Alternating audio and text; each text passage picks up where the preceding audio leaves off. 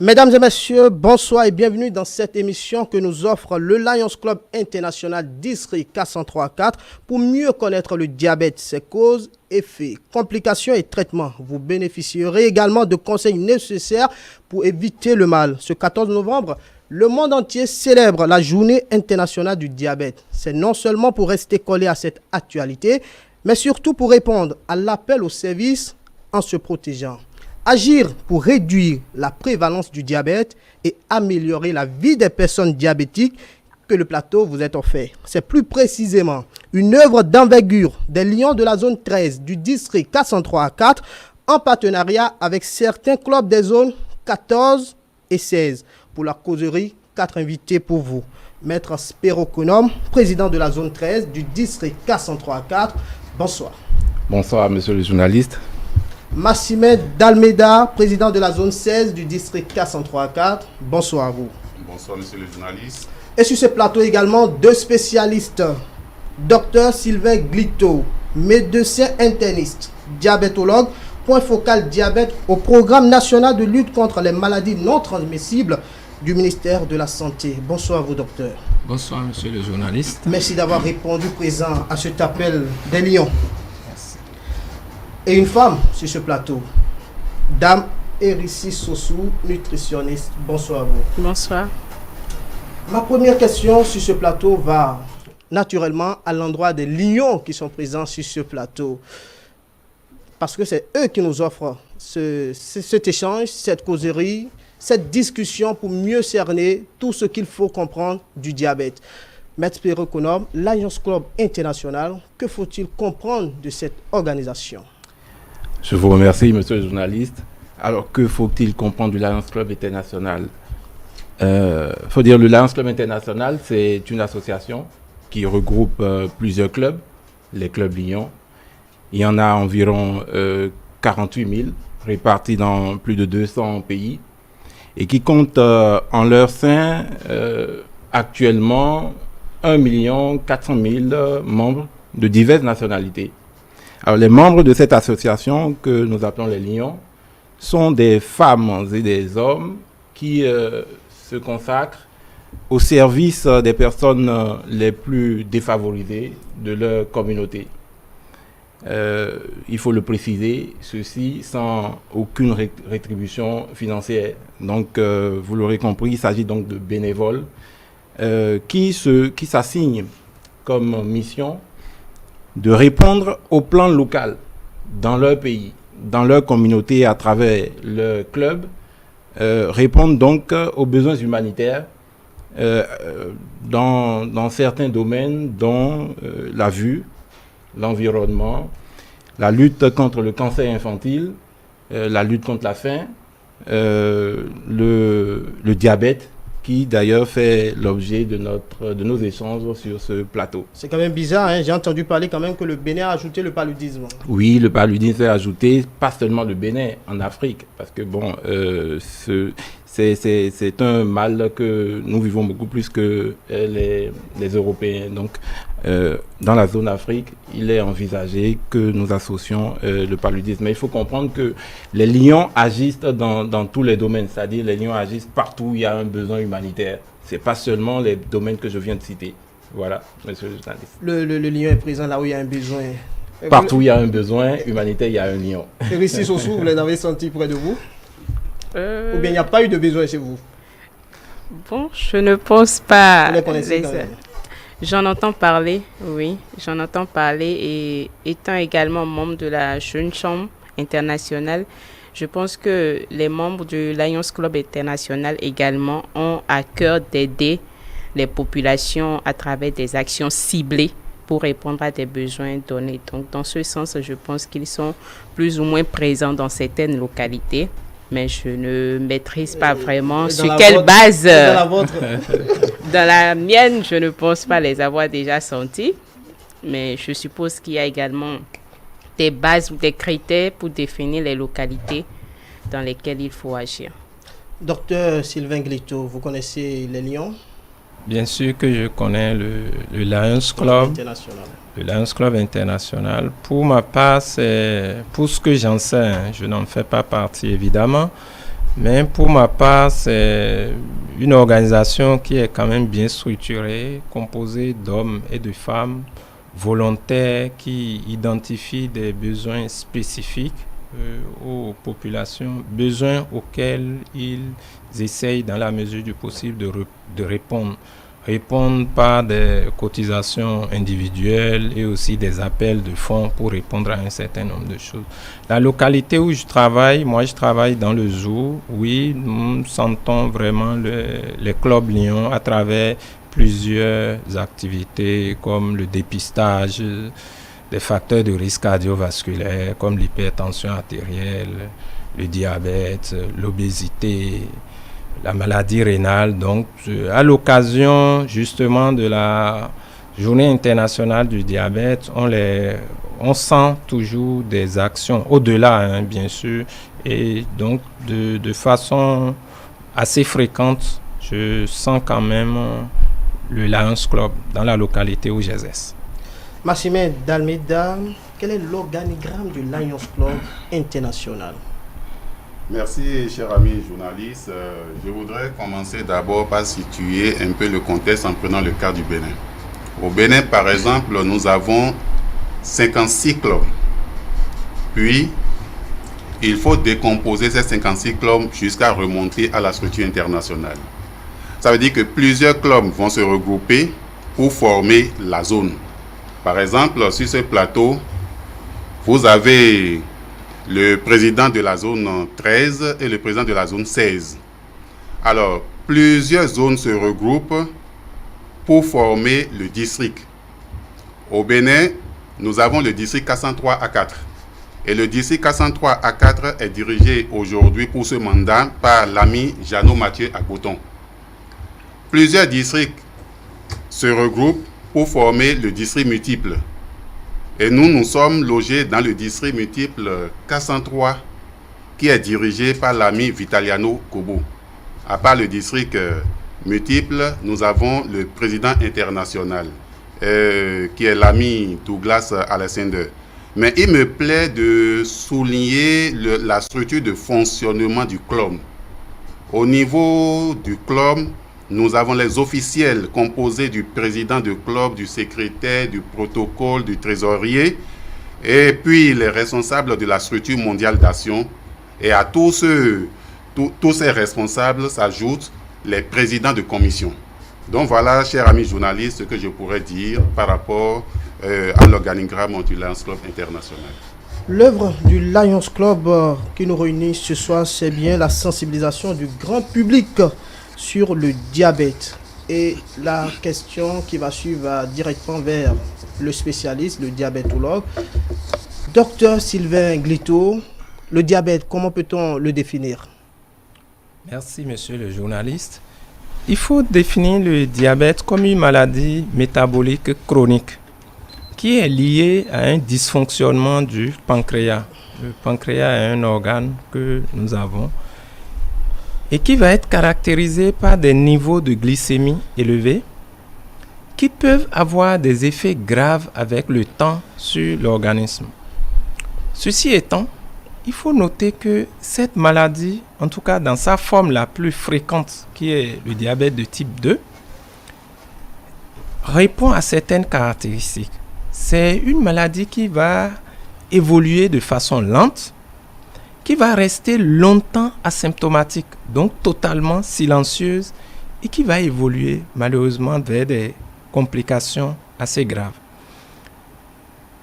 Mais pour ma part, la bonne nouvelle, c'est que le diabète n'est pas une fatalité. Il y a une réelle possibilité de prévention. Et c'est surtout autour de ces axes que nous allons essayer d'entretenir les auditeurs pour qu'on voit, pour qu'on sache que réellement, il y a des moyens simples à mettre en place pour éviter soit de devenir diabétique ou alors, même si on devrait devenir diabétique, de le devenir le plus tard que possible. Donc voilà ce que je peux dire en termes de définition du diabète sucré. Quel est l'état des lieux au Bénin en ce qui concerne le diabète? D'accord, merci beaucoup. Avant de parler de l'état des lieux au Bénin, il me plaît de dire un mot de la situation mondiale du diabète. Il faut noter qu'en 2019, l'Organisation mondiale de la santé recensait 463 millions de diabétiques à travers le monde. Les prévisions pour 2030 sont de 518 millions et pour 2045 sont de 700 millions. Vous voyez, les chiffres sont en nette progression. C'est une augmentation qui est de 51% au niveau mondial. Quand je prends l'Afrique, en 2019, l'Afrique comptabilisait 19 millions de diabétiques. Les prévisions pour 2030 sont de 76 millions et pour 2045 de 47 millions. Soit une augmentation là de 143%. On verra pourquoi il y a une augmentation assez importante en Afrique par rapport aux autres parties du monde. Quand nous venons au Bénin, il y a plusieurs chiffres, mais je vais citer deux. Deux chiffres qui viennent de l'enquête STEPS. L'enquête STEPS, c'est une enquête d'envergure nationale qui a été organisée par le ministère de la Santé du Bénin à travers le Programme national de lutte contre les maladies non transmissibles. Et il faut noter que cette enquête s'est déroulée sur l'ensemble du territoire béninois et se fait en plusieurs étapes. Il y a 3 étapes principalement. La première étape qui va s'intéresser un peu aux facteurs comportementaux de l'individu, son alimentation ou autre. La deuxième étape qui va s'intéresser à la mesure de certains paramètres physiques, la prise de la pression artérielle, la prise du poids, de la taille et autres. Et la troisième étape est consacrée à la prise des mesures biologiques. Donc en ce moment, on va mesurer la glycémie de l'individu, on va mesurer le taux de cholestérol et autres. Et au décours de cette enquête en 2008, je vais là juste parler du thème qui nous rassemble ce soir. Par rapport au diabète, on retenait 2 chiffres. Il y avait 2,6% des Béninois qui présentaient une hyperglycémie diabétique, c'est-à-dire supérieure ou égale au seuil de 1,26 retenu pour le diagnostic de diabète. Mais à côté de ça, on avait aussi essayé de voir ceux qui ne répondaient pas aux critères de diagnostic positif de diabète, mais qui avaient une glycémie à jeun qui était anormale. Ceux qui avaient une glycémie à jeun élevée représentaient 2,9% de la population béninoise. Et en 2015, quand nous avons refait le même exercice, en 2015, quand on fait le point des sujets diabétiques connus qui étaient sous traitement et des sujets qui avaient une glycémie à jeun élevée, nous étions passés à 12%. Vous imaginez, donc de 2008 à 2015, nous sommes passés à 12% d'hyperglycémie à jeun et ou de diabète. Donc c'est une enquête qui a concerné les adultes béninois. Donc il est clair que plus près d'un adulte béninois sur 8 a une hyperglycémie à jeun ou un diabète. Ceux qui sont diabétiques, on le sait, mais ceux qui ont une glycémie à jeun élevée aujourd'hui, si on ne s'occupe pas d'eux, on sait que c'est ceux-là qui plus tard vont développer le diabète. Donc voilà l'état des lieux du diabète au Bénin.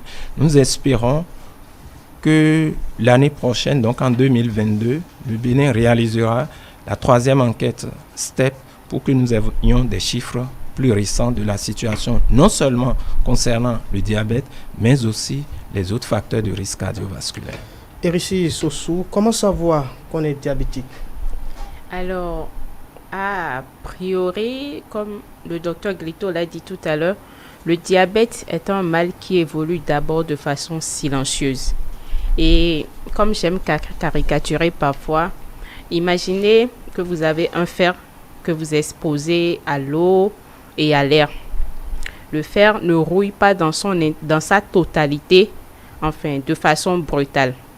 C'est progressif. Donc, il y a des signes, il y a des symptômes qui peuvent évoquer le diabète. Mais l'individu même pour en être sûr, ne peut pas le savoir sans passer forcément par un examen biologique, par un examen de sang, communément appelé la glycémie, pour identifier si sa glycémie à jeun est anormale et au-delà du seuil conventionnel retenu. Donc, il faut faire un dépistage, c'est bien ça? Absolument. Et, docteur, lorsque le dépistage est positif, comment se fait la prise en charge? D'accord, merci beaucoup. Donc, je reviens un peu sur les signes du diabète. J'aime souvent répondre à cette question qu'il n'y a pas de signes. Parce qu'en général, quand les signes vont apparaître, c'est déjà tard. C'est important de retenir ça.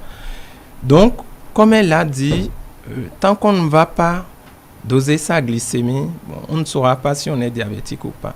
Donc, il y a des signes qui vont apparaître de façon tardive. Une fois encore, ce n'est pas la peine d'attendre ces signes pour aller à l'hôpital. Ces signes vont être le fait d'uriner beaucoup, de boire beaucoup. Le sujet boit beaucoup, mais urine beaucoup et a toujours soif. Ensuite, le sujet mange beaucoup. Malgré qu'il mange beaucoup, il maigrit quand même. Il est extrêmement fatigué. Il peut faire le plus souvent des infections de façon répétée. Mais une fois encore, je le redis, il ne faut pas qu'on attende ces signes avant d'aller se faire dépister. Lorsque le diagnostic est fait, il faut noter que la glycémie normale va être de 0,70 à 1,10 pour toutes fins utiles. Mais on parlera de diabète lorsque la glycémie à jeun va être supérieure ou égale à 1,26 g par litre à 2 reprises. Il y a des gens qui vont alors avoir des glycémies entre 1,10 et 1,25. Ceux-là, c'est ceux que nous considérons comme des sujets ayant une glycémie à jeun anormale, chez qui il faut mettre des interventions pour éviter qu'ils ne développent plus tard le diabète. Lorsque le diagnostic est fait, la prise en charge va reposer sur 4 piliers. Le premier pilier, le plus important d'ailleurs, va être la mise en place de ce que nous appelons les mesures hygiéno-diététiques. Ces mesures hygiéno-diététiques vont passer par une formule magique retenue par le Programme national de lutte contre les maladies non transmissibles dont nous faisons la promotion, qui est le 0, 0, 5, 30 et 3P. Le premier 0 pour dire qu'il faut consommer 0 alcool. Le deuxième 0 pour dire qu'il faut consommer 0 tabac. Le 5 pour dire qu'il faut consommer au moins dans une journée 5 portions de fruits et de légumes. Les 30 pour dire que chaque jour, il faut avoir au moins 30 minutes d'activité physique. Et les 3P pour dire qu'il faut avoir une activité, une alimentation peu salée, peu sucrée et peu grasse. La nutritionniste va revenir en détail sur ces différents axes de ce premier pilier. Le deuxième pilier, lorsque ces interventions échouent, on va recourir, en plus de la mise en place de ces mesures hygiéno-diététiques, à une prise en charge médicamenteuse. Cette prise en charge médicamenteuse peut passer par la prise de certains comprimés. Il y a plusieurs classes de comprimés. Le médecin est formé pour voir en fonction d'un certain nombre de paramètres quels sont les médicaments qui sont adaptés au sujet qu'il a devant lui. La prise en charge médicamenteuse peut aussi passer par des injections d'insuline en fonction d'un certain nombre de profils du sujet. On va recourir à un traitement par insuline. C'est le deuxième axe de la prise en charge. Le troisième axe, en plus de la prise en charge médicamenteuse, va être les conseils, notamment sur les conseils de pied chez le sujet diabétique. Les pieds chez le diabétique sont très précieux, sont un peu un reflet de ce qui se passe au niveau de l'organisme. Et il est important dans le suivi du sujet diabétique de lui donner des conseils au niveau du pied. Ces conseils vont passer déjà dans le choix de la chaussure. On va leur conseiller de choisir pour leurs chaussures d'avoir en termes de taille un point en plus de la pointure habituelle par exemple. Idéalement, il faut que ce soit des chaussures qui soient sans couture interne. On leur conseille le plus souvent d'acheter leurs chaussures en fin de journée parce qu'on sait que c'est des gens qui, au décours de certaines complications, le soir vont avoir les pieds un peu plus enflés que le matin. Donc, il faut choisir les chaussures le soir. On attire leur attention sur le fait que, avant de porter les chaussures, il faut quand même fouiller pour rechercher la présence de corps étrangers dans les chaussures. On attire leur attention pour ceux qui ont une peau sèche sur le fait qu'il est important, après la toilette, après s'être séché, de passer du beurre de karité sur les pieds pour les hydrater un peu, en évitant quand même les espaces entre les orteils. On attire l'attention sur le fait que s'ils doivent couper les ongles, s'ils ont des difficultés à voir, il faut qu'ils puissent se faire aider. Et si éventuellement il y a une plaie qui apparaît, il est important qu'ils aillent le plus tôt que possible à l'hôpital. Oui, voilà. Merci, docteur Massime Damida. Vous avez déjà fait votre test de dépistage. Bon, pour cette année, je ne l'ai pas encore fait, mais l'année passée, j'ai fait mon test de dépistage et je suis un sujet normal. Un sujet normal. Et vous, maître Spiro, que non? Je le fais chaque année. J'ai déjà fait mon bilan de santé. Tout va bien. Tout va très bien. Ok, mais quels sont les facteurs de risque? Alors, il y a effectivement plusieurs facteurs de risque. Parce que là, les lions n'ont pas encore contracté le mal et on n'espère pas qu'ils contractent. Donc, il est de bon temps que vous expliquez les facteurs de risque. Effectivement, il y a plusieurs facteurs de risque qui sont à la base de la survenue d'un diabète. Mais avant, j'aimerais, si vous le permettez, revenir un peu sur la procédure à suivre. C'est que lorsque vous êtes diagnostiqué positif pour le diabète, la plupart du temps, c'est que les personnes qui ont cette maladie, même si ces personnes s'y attendaient ou avaient des soupçons, c'est toujours un choc de recevoir cette information. Et souvent, ce que nous recommandons, c'est de ne pas s'alarmer parce que le docteur Glito va confirmer la santé pour déclarer qu'un individu est en bonne santé. C'est pas seulement le physique, il y a également le mental. Donc, il y a cet aspect-là que nous devons promouvoir en rassurant le patient du fait que ce n'est pas une maladie fatale et avec une certaine rigueur, il peut facilement vivre longtemps avec cette maladie-là. Et pour en revenir aux facteurs de risque, il y a plusieurs facteurs de risque, notamment pour le diabète de type 2, il y a un âge supérieur déjà à 40 ans. Il y a des antécédents familiaux et personnels du diabète. J'entends par antécédents familiaux du diabète un sujet qui a des parents proches ou lointains qui ont déjà eu cette maladie par le passé. Celui-là a plus de chances, si on peut dire, de développer cette maladie.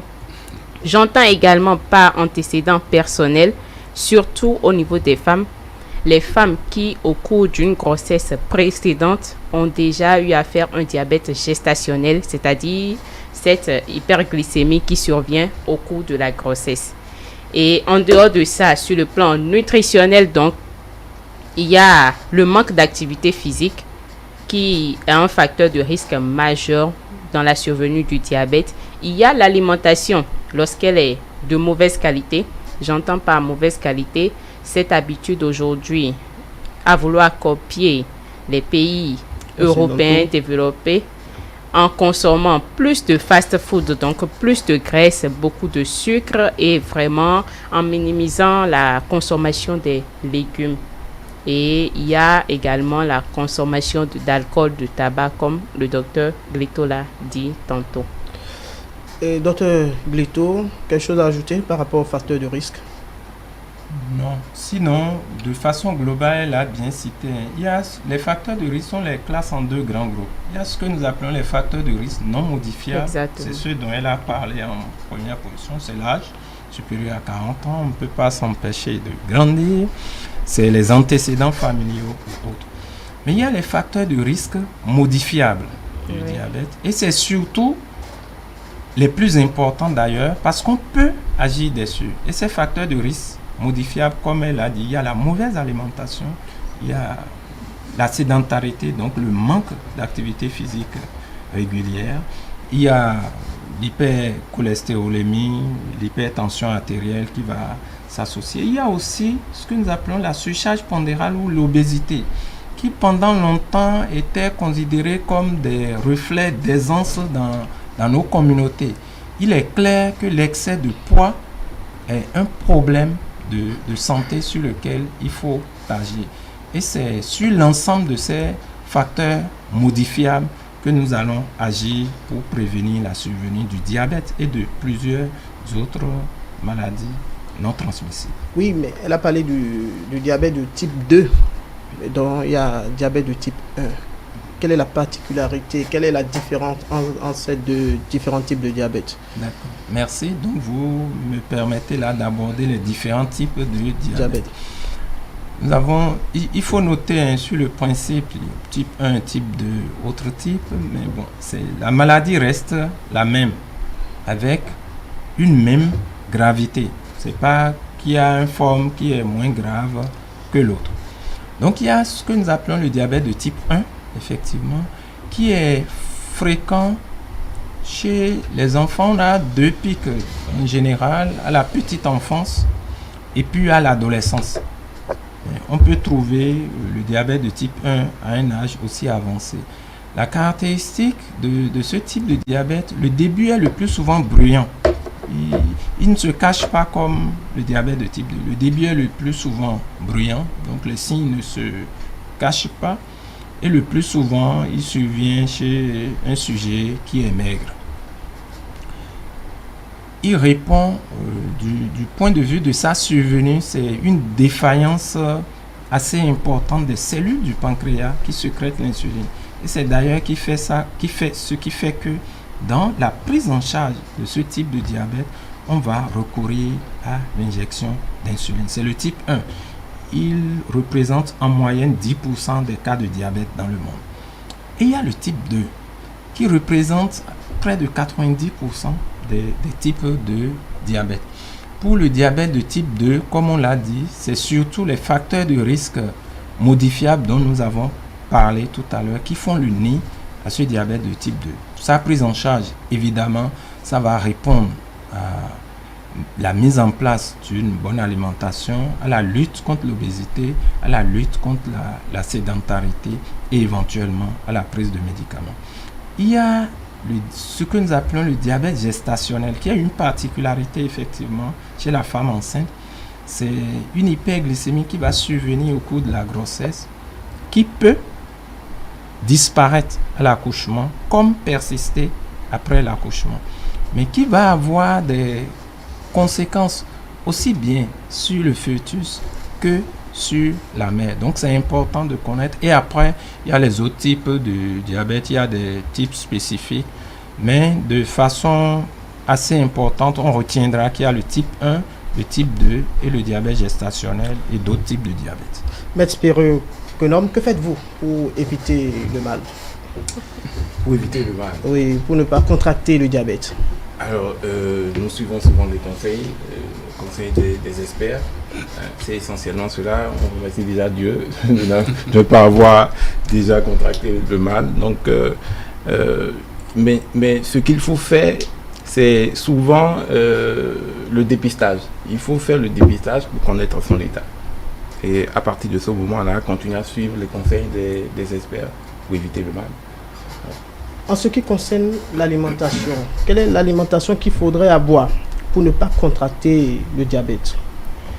Alors, sur le plan de l'alimentation, il s'agira déjà d'avoir une bonne alimentation, c'est-à-dire manger des protéines, des glucides et réduire quand même la quantité de graisse qu'on apporte, la quantité de graisse, parce que tout à l'heure, le docteur Glito a parlé d'un facteur modifiable qu'est l'obésité.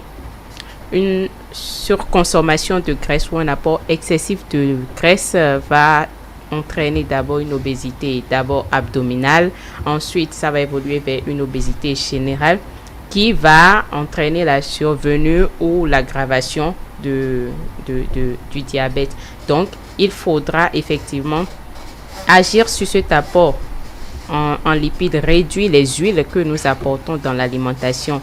Il faudra apporter assez de fibres à l'organisme à travers la consommation des glucides. Le docteur Glito en a parlé tout à l'heure. Il s'agit de consommer 5 portions de fruits et de légumes pour pouvoir apporter suffisamment de fibres et d'autre part pour diversifier les apports en micronutriments nécessaires au bon fonctionnement de l'organisme. Il s'agira également de réduire les sucreries au profit de l'eau potable qui demeure la meilleure boisson. Potable parce que si ce n'est pas potable, on entrera également dans d'autres maladies qui risquent d'aggraver cette situation. Et faudrait-il également mettre l'accent sur la consommation d'alcool qui déjà pour un individu apparemment sain est à consommer de façon modérée.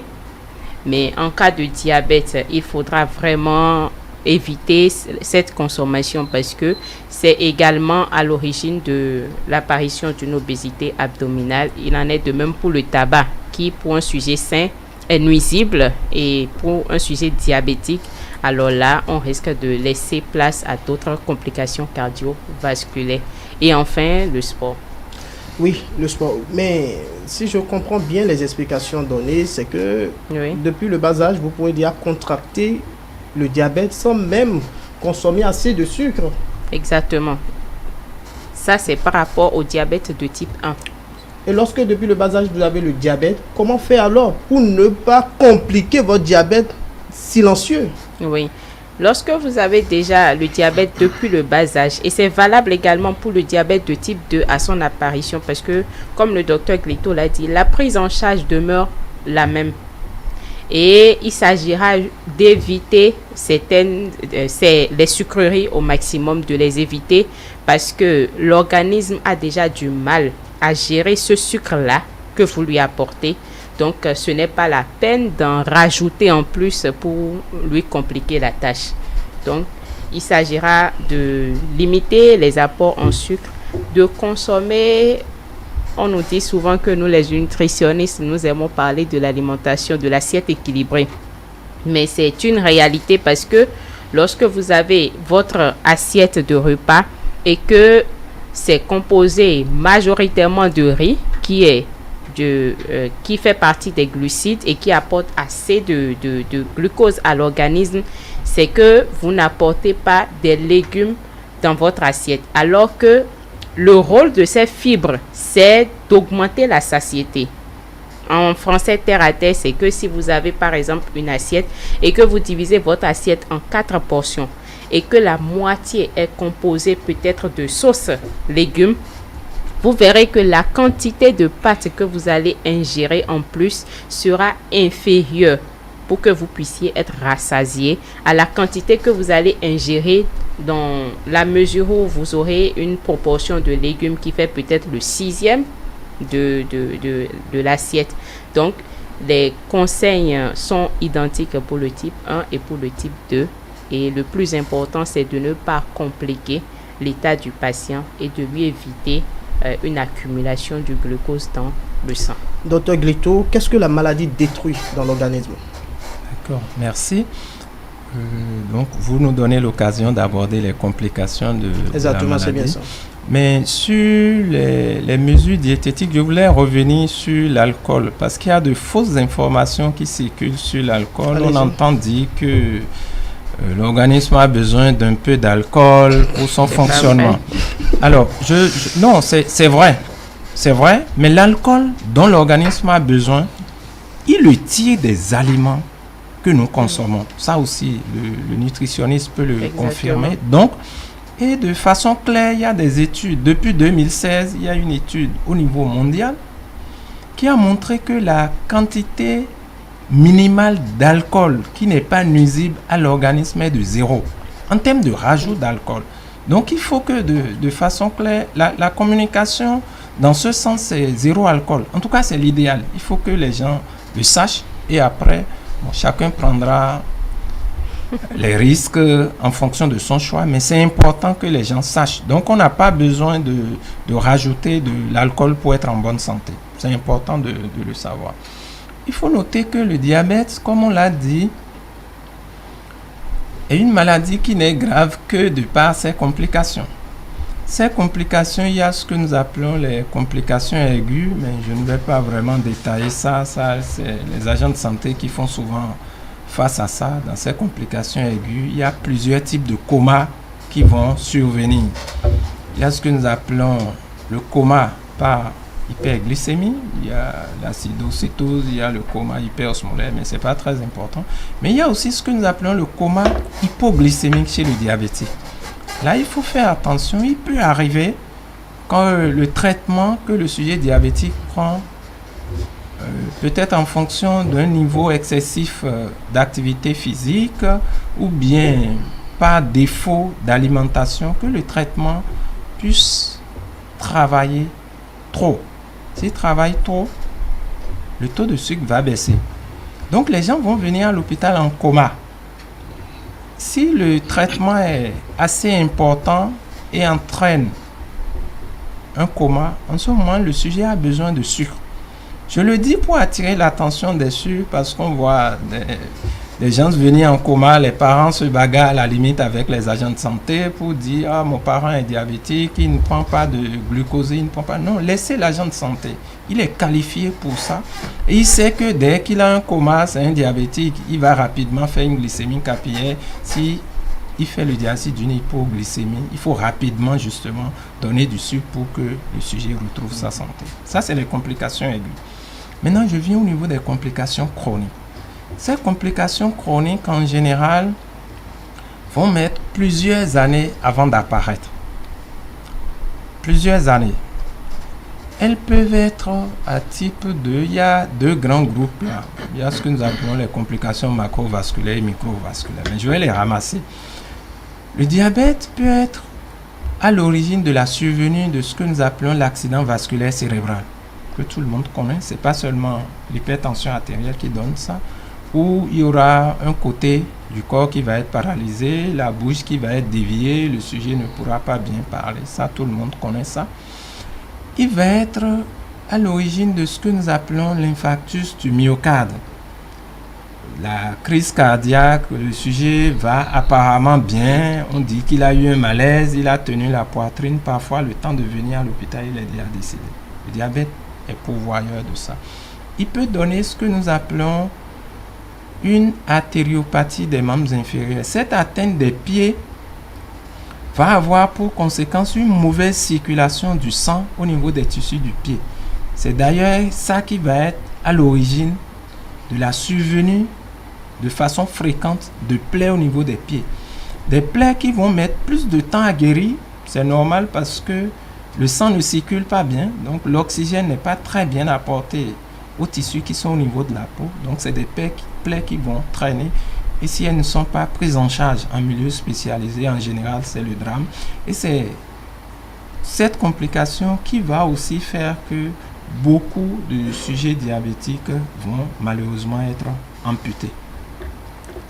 Ensuite, il y a ce que nous appelons les complications au niveau des petits vaisseaux.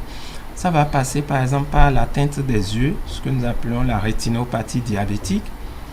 Le diabète fait partie des maladies qui rendent le plus de personnes aveugles dans le monde. Ça va aussi donner ce que nous appelons les tableaux d'insuffisance rénale chronique, avec beaucoup de gens qui iront en dialyse. La plupart des malades qui sont en dialyse aujourd'hui, si on interroge bien, on verra soit le diabète, soit l'hypertension artérielle qui sont à la cause. Le diabète va aussi entraîner, surtout au niveau des hommes, une faiblesse sexuelle. Il faut noter que environ 6 hommes qui sont diabétiques sur 10 vont développer à divers degrés justement cette faiblesse sexuelle. Et il y a enfin ce que nous appelons l'atteinte des nerfs qui peut être soit au niveau périphérique, soit les nerfs au niveau de certains organes.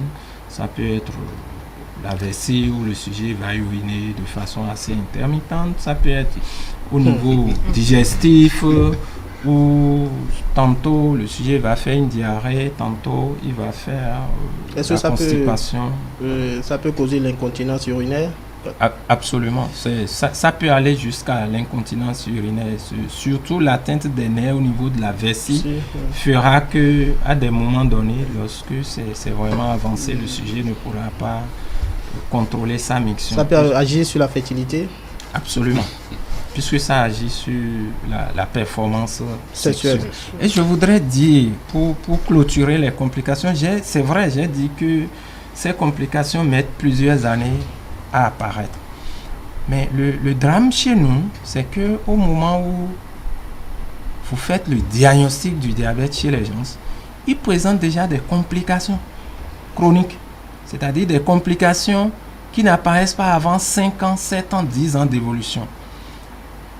De façon concrète, ça veut dire qu'ils sont déjà malades depuis plusieurs années, mais par le simple fait qu'ils ne soient pas partis dans une structure de santé pour se faire dépister, fait que, on les découvre en même temps que les complications. Et c'est tout l'intérêt des activités de sensibilisation que nous faisons et des exhortations au dépistage précoce que nous faisons. Quelle est la forme la plus prédominante du diabète? Comme je l'ai dit, c'est le diabète de type 2 qui représente en moyenne 90% des types de diabète. Et là aussi, nous retenons clairement que ce qui fait le terreau au diabète de type 2, c'est surtout les facteurs de risque cardiovasculaire, les facteurs de risque modifiables, la mauvaise alimentation, la sédentarité, l'obésité, la consommation d'alcool et de tabac, et que donc, en agissant sur ces facteurs de risque, nous pouvons prévenir la survenue de ce diabète de type 2 chez 3 personnes sur 5. C'est énorme. Si nous en prenons tous conscience et nous nous mettons à la tâche, je peux vous assurer que ça va être un pari gagnant. Massimed Almeida, quelles sont les actions que mènent les Lions du Bénin dans le domaine du diabète? Oui, dans le domaine du diabète, beaucoup d'actions se mènent. Et c'est surtout les actions de sensibilisation. Sensibilisation sur les causes, sensibilisation sur les conséquences du diabète. Mais nous conseillons également à travers des œuvres pour donner des conseils en matière d'alimentation saine et en matière d'efforts physiques à faire pour réduire un tant soit peu les conséquences. Alors, dans certaines mesures, on fait la prise en charge des sujets à risque et des sujets diabétiques. Et puis, dans la grande majorité de nos actions, on apporte également une assistance matérielle, une assistance financière au centre de traitement du diabète. Donc voilà de façon ramassée ce que nous faisons au Lions Club. Et l'objectif, comme on l'a dit, c'est de réduire le taux de prévalence du diabète et d'améliorer la qualité de vie des personnes diabétiques. Maître Spero, que non, quelque chose à ajouter à ce que Massimed Almeida a dit? Je pense qu'il a si bien parlé. Je voudrais juste ajouter que dans ce domaine, l'une de nos œuvres d'envergure, c'est bien le centre de dépistage, de prise en charge et de suivi des diabétiques. C'est la banque d'insuline à Kwakwa, justement, vous connaissez. Donc c'est situé à Kwakwa, précisément au quartier Segbeya. Oui. Voilà, donc ce centre-là que les Lions ont mis en place, ont construit et mis en service au profit des diabétiques. En ce qui concerne la prise en charge, Dr Glito a parlé de la mise en place des mesures hygiéno-diététiques. Oui. La prise en charge médicamenteuse, injection d'insuline, conseil de pied. À quel niveau intervient le nutritionniste?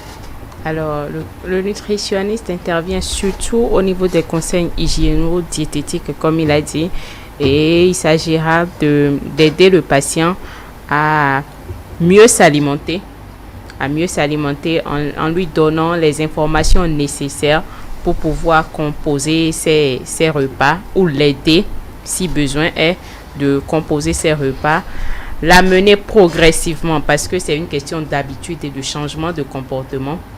Donc, l'amener progressivement à laisser tomber la consommation d'alcool et de tabac s'il en consommait, Et s'il n'en consommait pas, l'encourager vraiment à continuer dans cet élan-là. Et il s'agira également de l'accompagner dans la réduction de la consommation d'huile, de sel, pour éviter d'autres complications cardiovasculaires. Et enfin, identifier avec lui, parce qu'on parle d'activité physique.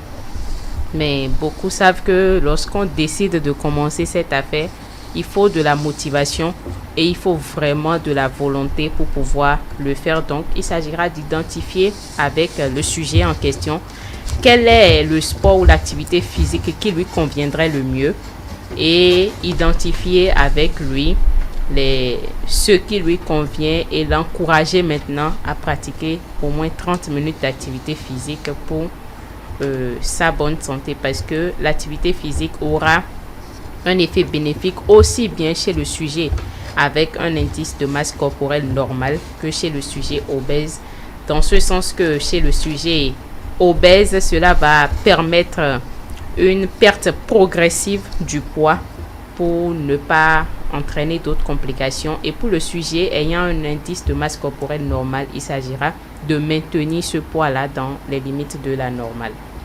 Et, docteur Glito, on parle là d'activité physique. Or, il y a un problème de pied à régler. Comment cela se fait? D'accord. Non, il faut noter que le sujet diabétique, il doit être encouragé à marcher. C'est important.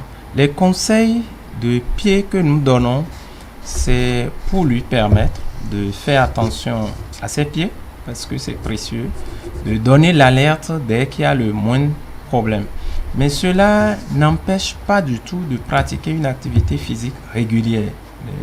Les études ont montré de façon claire que la pratique d'activité physique régulière n'a pas seulement un bénéfice sur la baisse de la glycémie, mais le bénéfice va au-delà. Ça va aller vers la diminution de la pression artérielle, vers un bien-être mental et plein d'autres bénéfices pour l'activité physique.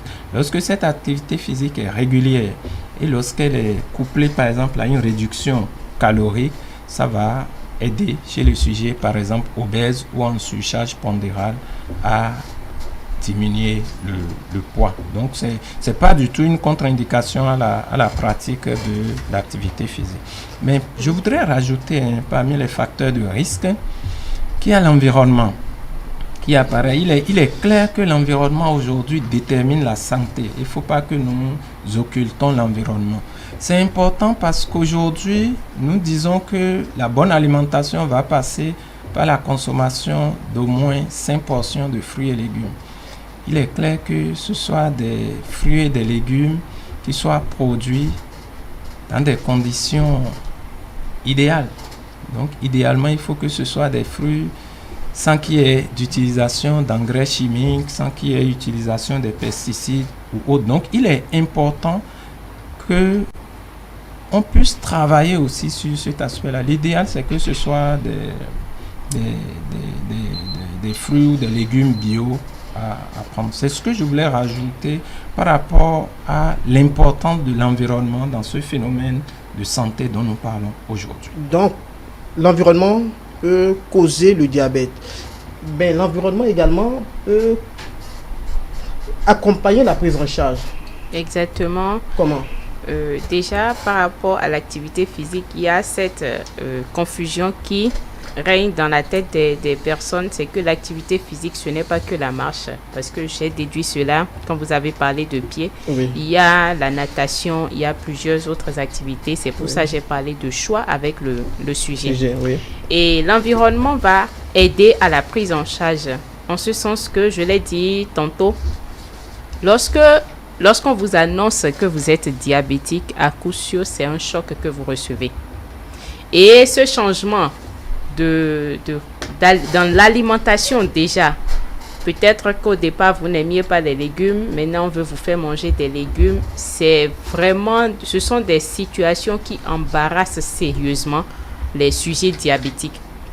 Et si ils se retrouvent dans un environnement où les mythes également sont prédominants, alors là, ils se retrouvent encore plus dans un choix restreint par rapport à l'alimentation. Donc, il faut encourager plutôt l'environnement, les proches à soutenir le malade en question pour lui montrer ou pour lui témoigner que ce n'est pas une maladie fatale, d'autant plus que c'est facile parce que c'est pas une maladie contagieuse.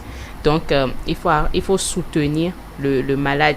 Et le soutien ira également sur l'aspect financier parce que le docteur l'a dit, les patients viennent avec des complications déjà pour un premier diagnostic.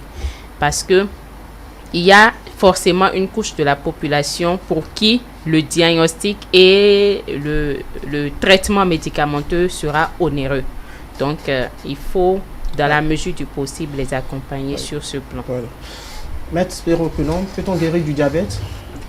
Je pense qu'il appartient beaucoup plus aux spécialistes. Oui, mais avant d'aller vers les spécialistes, apparemment, quelle est votre idée? Si je m'en tiens à ce qui a été développé tout à l'heure, j'ai compris qu'on peut vivre longtemps avec le mal lorsqu'on suit convenablement les conseils qui sont donnés par les spécialistes. Merci, mesdames, peut-on guérir du diabète? Bon, à entendre les spécialistes, je crois qu'on vit avec.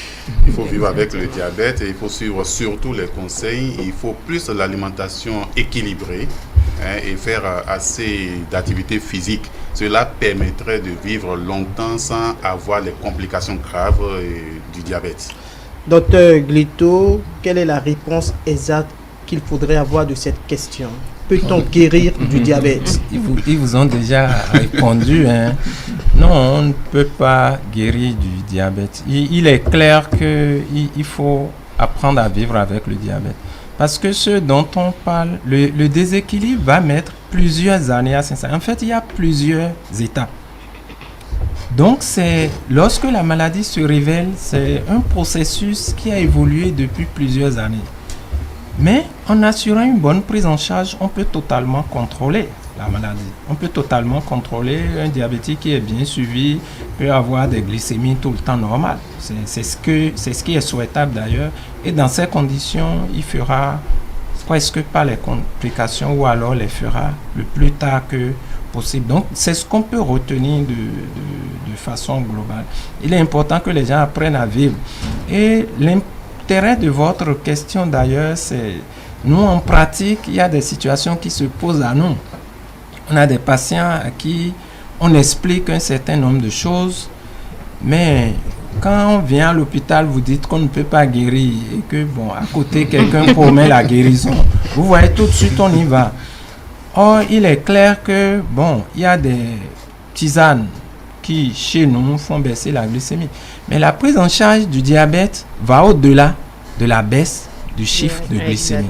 C'est un ensemble de facteurs de risque cardiovasculaire sur lesquels il faut agir pour avoir une bonne qualité de vie plus tard. Donc, une tisane peut permettre d'avoir une glycémie normale sur 1 ou 2 semaines, mais si on l'arrête, c'est clair que la glycémie va encore monter et les complications auront le temps de s'installer. Voilà ce que je fais. Quels sont les conseils que vous pouvez donner à nos téléspectateurs qui nous suivent et aussi sociaux? Alors, de façon générale, au-delà des conseils hygiéno-diététiques que nous avons abordés tout à l'heure, c'est de vraiment se confier, se référer à des spécialistes en la matière pour un accompagnement adéquat de la maladie et éviter au maximum de suivre les mythes et si le doute est, se rapprocher du spécialiste en question pour avoir plus d'éclaircissement. Et surtout, c'est vrai, nous sommes dans un contexte africain où les traitements traditionnels affluent et les rues par rapport à la guérison du diabète. Mais comme le docteur Glito l'a dit, ça va baisser le chiffre de la glycémie, mais ça ne va pas vous garantir une guérison. Et il faut que cela soit clair et que vous puissiez apprendre à vivre avec et vous épanouir avec la maladie. Le thème de cette année, c'est accès aux soins du diabète. Docteur Glito, qu'est-ce qu'il faut retenir par rapport à ce thème-là? D'accord, merci. Donc, effectivement, le thème retenu pour cette année, c'est accès aux soins du diabète. Et dans ce cadre, on peut se poser la question de savoir quelle est la part de l'État béninois justement dans l'accès des Béninois aux soins du diabète. Et donc, je voudrais dire que le gouvernement béninois, à travers le ministère de la Santé et le Programme national de lutte contre les maladies non transmissibles, mène des actions d'envergure face à l'ampleur de ce fléau. Entre autres actions, c'est la sensibilisation sur les facteurs de risque cardiovasculaire dont nous avons parlé. C'est la promotion du dépistage précoce. Cette promotion passe par un équipement des centres de santé, que ce soit... également une bonne prise en charge, ce que fait le gouvernement de la République du Bénin. Mais avant de finir, de clôturer cette émission, je m'en vais poser une question à Maître Spero Kunom. En quoi consiste l'œuvre prévue ce mois par les clubs Lions que vous représentez? Je vous remercie. Il s'agit d'un ensemble d'activités qui commence d'ailleurs par votre émission et ensuite une sensibilisation à travers les réseaux sociaux, les ondes également. Et un téléthon sera lancé mardi prochain, donc le 16, du 16 au 22. Nos partenaires ou toute personne de bonne volonté auront la possibilité de contribuer à l'accès aux soins dont on a parlé des diabétiques. Et finalement, le 16 novembre, donc pas le 16, le 24 novembre, il y aura une remise de médicaments à l'Association des diabétiques du Bénin. Ça se fera à la banque d'insuline, je viens de vous en parler. Banque d'insuline qui est dirigée par un spécialiste, le docteur Médénou Lionel, qui est appuyé dans la gestion de ce centre-là par notre past gouverneur Olivier Wendo. Donc voilà comment ça va se passer, les activités prévues dans le cadre de cette en ce qui concerne Oui, rapidement, en ce qui concerne le Téléthon, il y a un numéro. Oui, ça va circuler, ça sera lancé. Le numéro sera pas là tout de suite, le numéro va circuler, ça sera lancé en fait sur votre télévision et toutes les informations seront données. Merci à vous, Maître Spero Kunom. Je rappelle que vous êtes président de la zone 13 du district 403-4. Sur le plateau également, il y avait Massime Almeida, président de la zone 16 du district 403-4. Docteur Glito Sylvain, médecin interniste, diabétologue, point focal diabète au programme national de lutte contre les maladies non transmissibles du ministère de la Santé, et Eurissi Sossou, nutritionniste. Merci d'avoir répondu présent à cet appel du Lions Club International, district 403-4, qui vous a offert ce plateau pour mieux comprendre, pour cerner tous les contours de ce qu'est le diabète, ses causes, conséquences, traitements. Retenez une chose, le mal n'est pas fatal et faites-vous dépister le plus tôt possible et confiez-vous aux spécialistes pour véritablement vivre heureux. Merci d'avoir suivi cette émission. À très bientôt.